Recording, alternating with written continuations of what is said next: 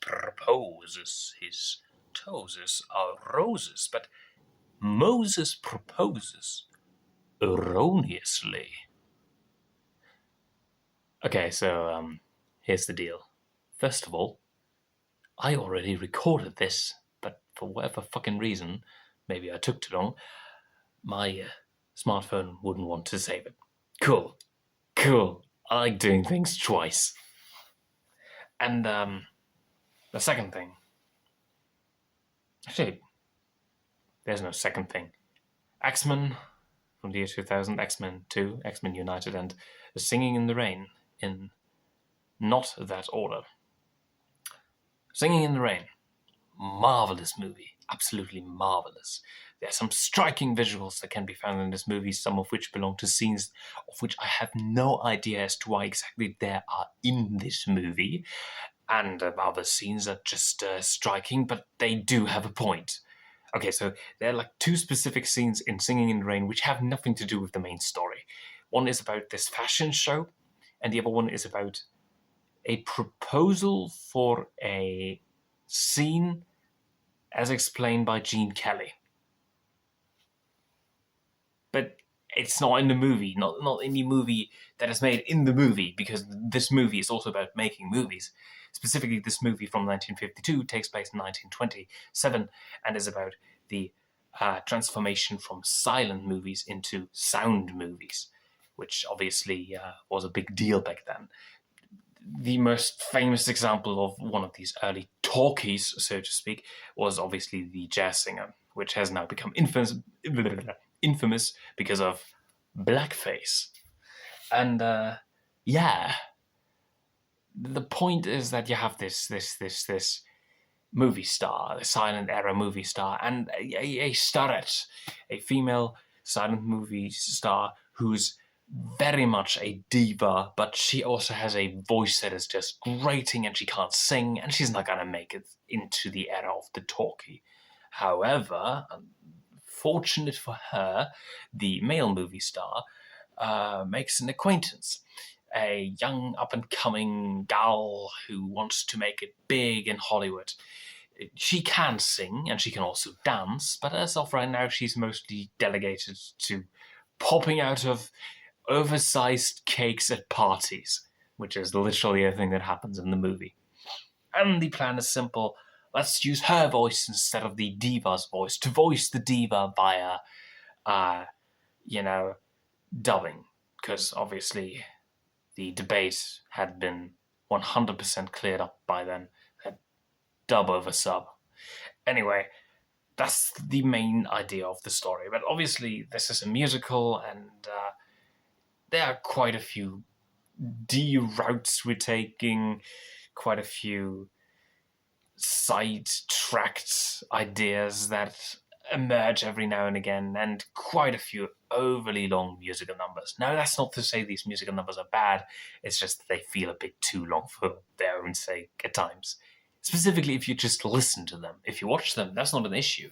There are loads of acrobatics and lots of dancing that you can marvel at while you watch them. It's just that in musical form, just as a musical file that you listen to or as a record, it really fucking doesn't work. There's just lots of orchestral fucking about that doesn't do anything unless you're actually watching Gene Kelly and his co-stars do their acrobatics, do their dance moves, do their choreography, and because that's where the movie really fucking shines. Obviously, there's this the absolutely marvelous and iconic scene of our main protagonist dancing and singing in the rain, as the movie title proclaims.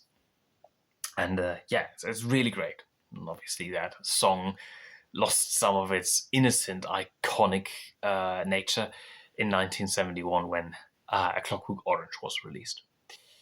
But other than that, honestly, there isn't really all that much negative. There isn't much negative humdrum I can make about this movie. This movie is really fucking entertaining, quite funny at times. One of my favorite jokes was when the silent movie star was being harassed by a bunch of fans, and then he yells out to his friend, could you call me a cab? And his friend is like, okay, you're a cab. That's so fucking dumb, it's funny. And we'll definitely 100% return to watching this movie someday in the future, whenever I feel like it.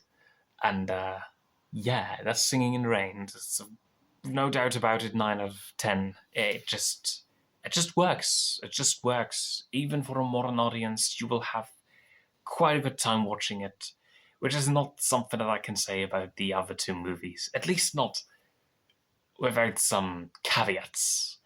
XMen from the year 2000. It is important. It has a good story. It provides you all the excitement that a superhero movie should provide. If compared with like the best of the Marvel movies, though. Oh, for fuck's sake, who dares to send me a text message? Anyway, when compared with the Marvel movies, however, the best of the Marvel movies, we're not talking about the Marvel schlock here.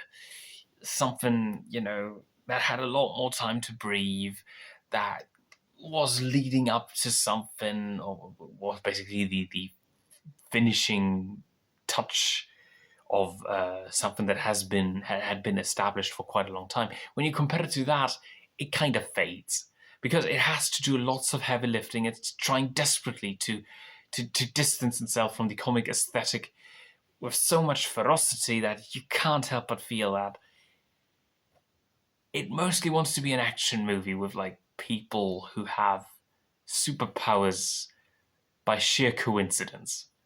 And they do still do a good job. It still feels like a superhero movie, just like a very constrained superhero movie that tries to play it safe, make sure that the story is easy to explain to anybody who's just casually watching it on TV. Magneto has a weapon that can make humans into mutants, but that weapon is actually faulty because it also kills the people whom it turns into mutants. Now our X-Men, as of in Wolverine, I wonder, was about to call Cyclops Clark Gable. No. Shit, I forgot his Scott. God, I always forget his name. Scott, Professor X, Xavier, and I do. Sorry. Professor X and fucking Scott and Wolverine and Jean Grey and Storm and the lot.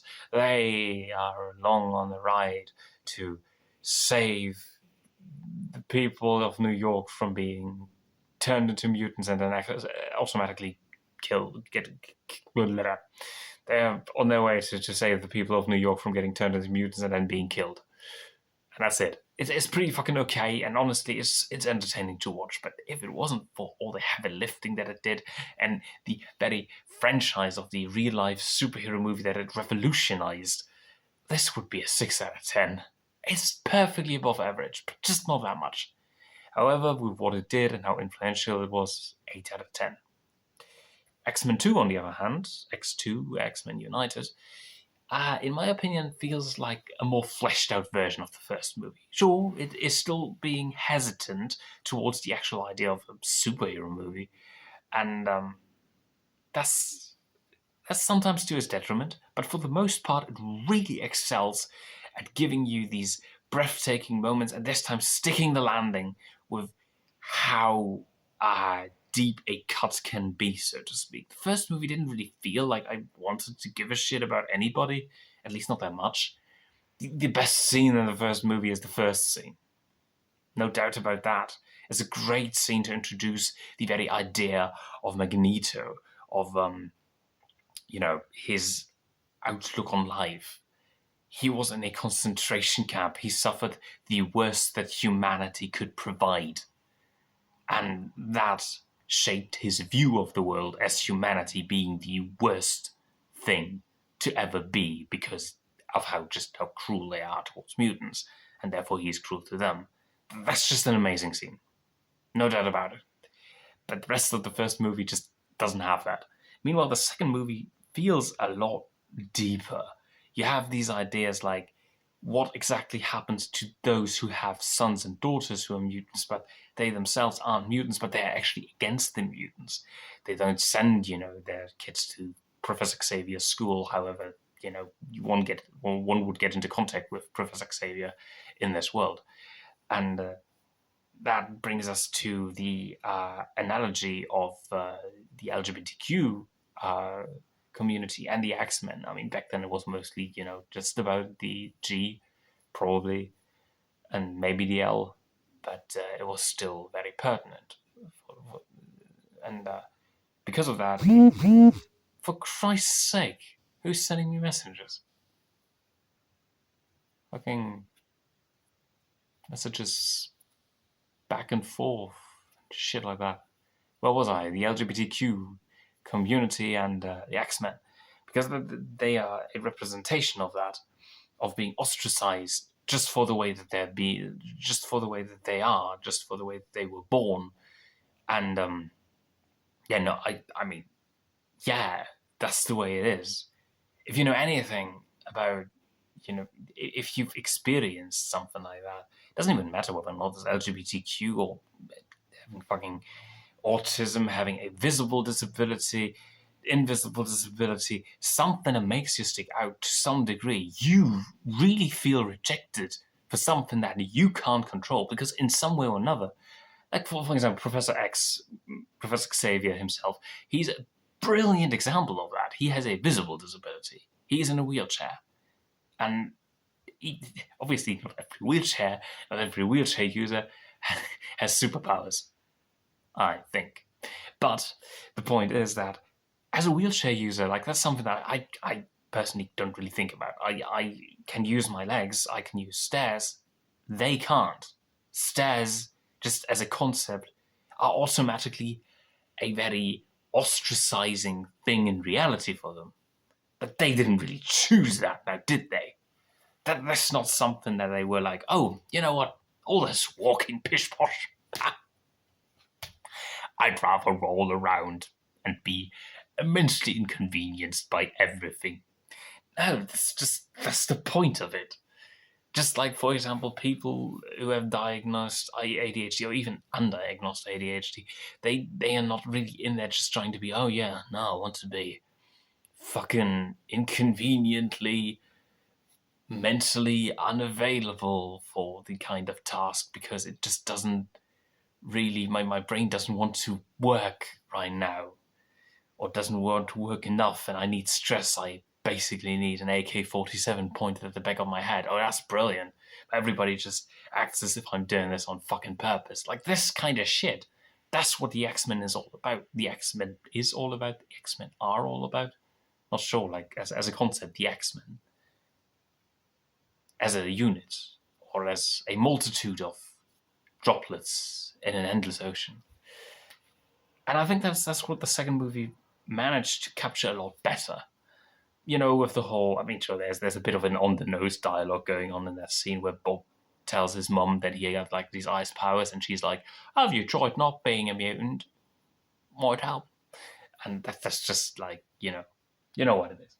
But at the same time, obviously, that begs the question of what exactly Magneto represents in the LGBTQ community. Is it the evil gays? I don't know. That's where it kind of falls apart. But the idea is still the same. That these people are being ostracized for nothing, really, and some of them, some parents would rather have their kids be lobotomized than them being happy as their true selves, which is represented by I think a senator, what's it, right, Stryker's son, who's been through quite a bit at the point at which we meet him, because he's not really moving, he's just using his mind powers, but under the control of his dad. And then he's trying to manipulate, under the command of his dad, he's trying to manipulate Professor Xavier into killing all the mutants, which, surprise, surprise, then turns into Magneto taking charge and then manipulating Professor Xavier into killing all the humans, at least trying to. And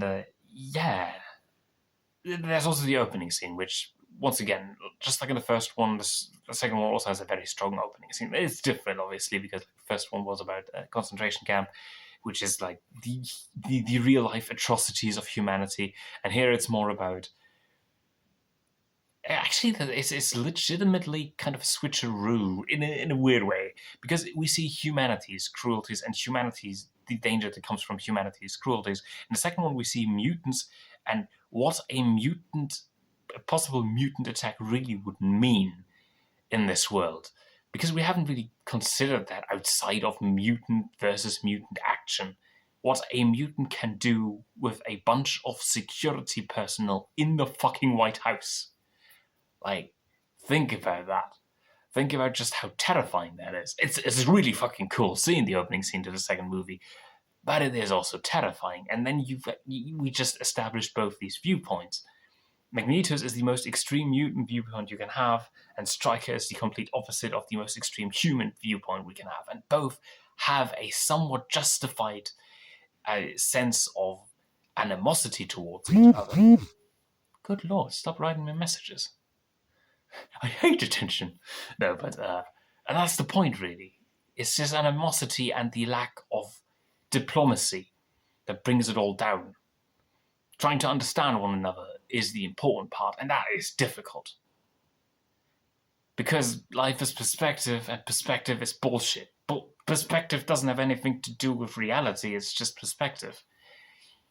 Empirically, you can measure shit, but you still need to learn how to do that and to differentiate between an illusion and actual empirical evidence. But even then, you don't know if this empirical evidence really is there, and so on and so forth. That's why that's always complicated, and that's also something that the movie is trying to tell us, that you don't really have people who are evil or good.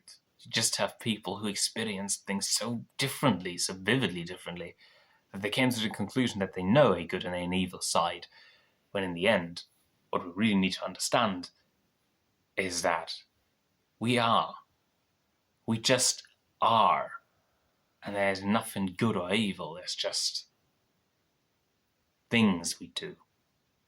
We scream into the void, but the void doesn't even scream back. So we pretend it did, so that we have something to hate or to love. Because the alternative would be far too disturbing. Once we maybe learn to love each other in a genuine way, maybe then we can face the void together, instead of trying to create an enemy that isn't really there. 9 out of 10. X-Men 2 is fucking amazing. I might also be biased because I saw that movie when I was like 10 for the first time, but yeah. Next time, we're gonna watch the